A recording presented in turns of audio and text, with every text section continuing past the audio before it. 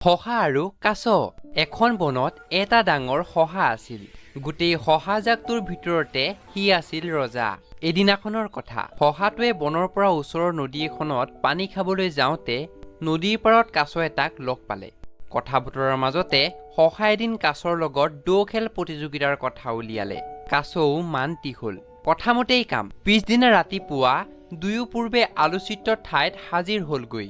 দুয়ো দৌৰিবলৈ সাজু। দূৰত্ব হল এখন পথাৰৰ শিমলু গছ এজোপাৰ পৰা চকুৰে মনিব নোৱাৰা আন এখন পথাৰৰ প্ৰকাণ্ড শিমলু গছজোপালৈ। দৌৰ আৰম্ভ হল। হহাই পূৰ্ণ গতিত দৌৰিছে আৰু কাছই নিজৰ লেহেমীয়া গতিৰে দৌৰিব ধৰিছে।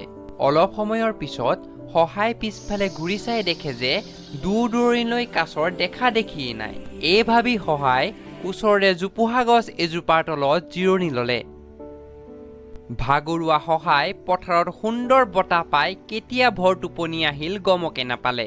সাৰ পাই হহাই তীব্ৰ গতিত দৌৰিবলৈ ধৰিলে।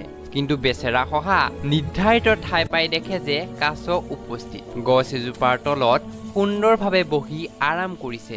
হহাৰ মনত খুব দুখ। সাধাৰণ ভুল এটাৰ কাৰণে খেলত পৰাজয় হল।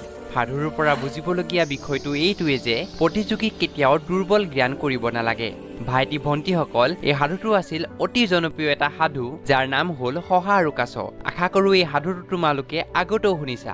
আমি লগ পাম আৰু এটা সুন্দৰ সাধুৰে। তেতিয়ালৈকে আমি আহিছো দেই।